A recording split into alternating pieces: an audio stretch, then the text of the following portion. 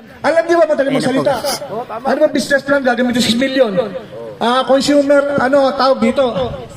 Example, gasolinahan. Meron ba tayo sa gasolinahan?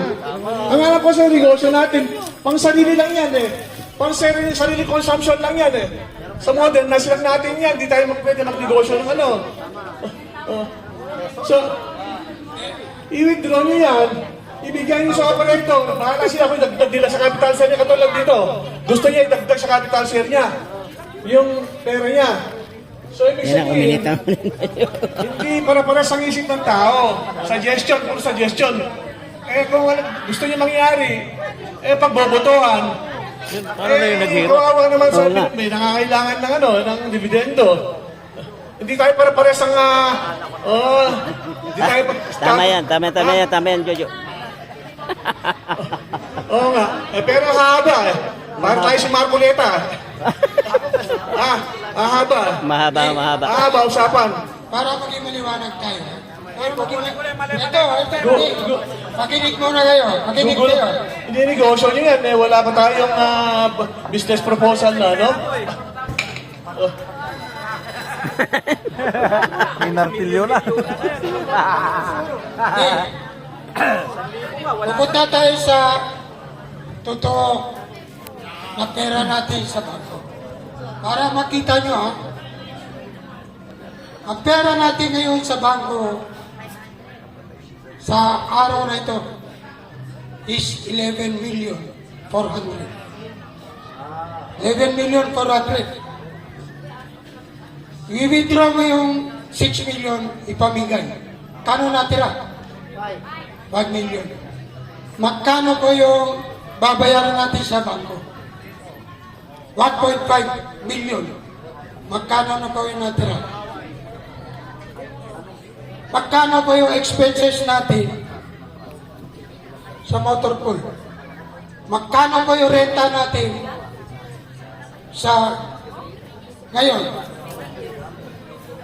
sa lupa? Yan po yung katotohanan. Gaya na pinaliwanag ng external auditor natin kanina, papel lang yan. Pero yung katotohanan, kung tignan yung pananalapi natin, ang natira, kapiranggot na lang. Kasi, pinag-down ko natin sa lupang ito, na 6 million na dinaon ko natin dito.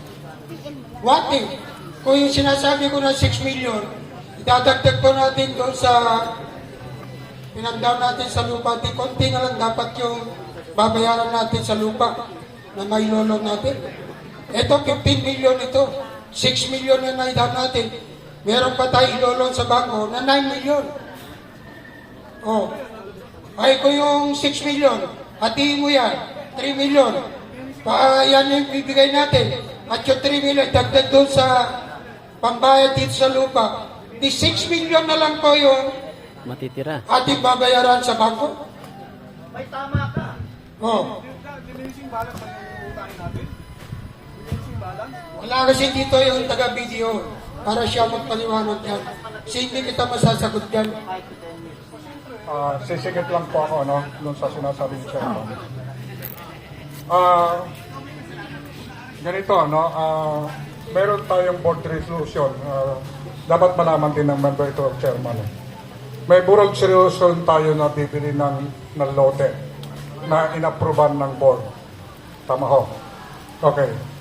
Nung na-approvean yun, meron kayong pinapirmahan na unang pinapapirmahan nyo yung detalya ng pagbili ng lote na tinutulang ko yon para malaman din ninyo dahil ang aking pagkakalam ay deposit lang muna. Pero nung nagpapapirma na kayo, may kasama ng mga down payment, saka na hindi ko pinirmahan yon.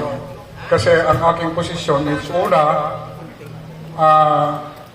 yung titulo kasi, parang hindi kasi nabanggit ito kanina. Mga titulo ng lote, titulo ng tong lote nito, 6. Tama ho? 6. So, 6 yung magiging transfer of title.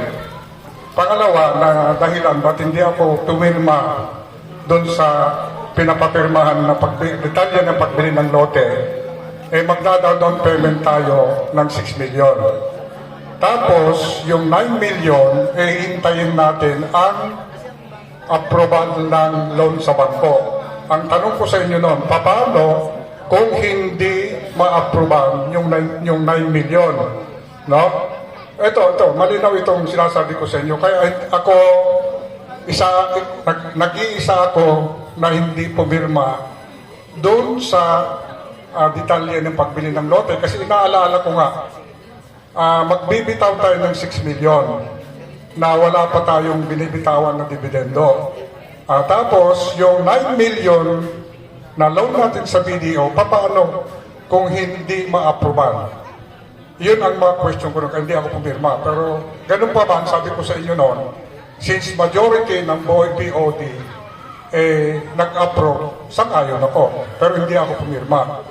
Ngayon, ang issue ko lang kasi rito, yung tama yung sinasabi ni Mr. Pugaban bakit hindi natin ibigay sa mga member kung ano ang gusto nilang gawin dun sa dividendo nila? Kung gusto nilang iwanan, then iwanan nila. Pero kung gusto nilang kunin nila.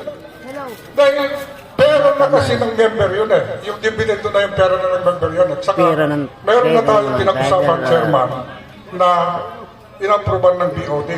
Ngayon lang kasi na-present yung 50% na sinasabi nyo. Kung natatandaan ninyo, alam ni Ma'am Masirot ito. Nung hindi ako pumirma, pinakita ko sa inyo yung cash balance natin. Malinaw na 11 million ang bibitawan natin kung una, babayaran natin 6 million ito. Pangalawa, babayaran natin ng 6, nung una pa kasi pinag-usapan natin para malaman ng ating member, 5.7 lang.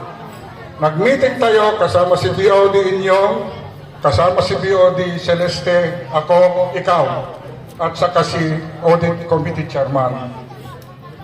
Ang napagbutuhan natin is 6 million. So, ngayon, iba kasi yung ipinipresent mo, Chairman yun ang hindi ko, tapos after that, ipinakita ko sa inyo yung cash balance ng bangko na out of, hindi pa 11 million noon, 14 million pa, kay Audit Chairman, yung breakdown nun. It was 14 million at ang maiwanan na pera after the 11 million, mga 2 million plus. At aware kayo, Chairman, kung anong magiging, ito yung isang sinasabi ko na, sinasabi nyo kasi may collection naman tayo. Now, ito yung sinasabi ko ngayon na yung cash natin, position natin, dahil dun sa kwentada noon, umabot na lang na ang maiwanan sa atin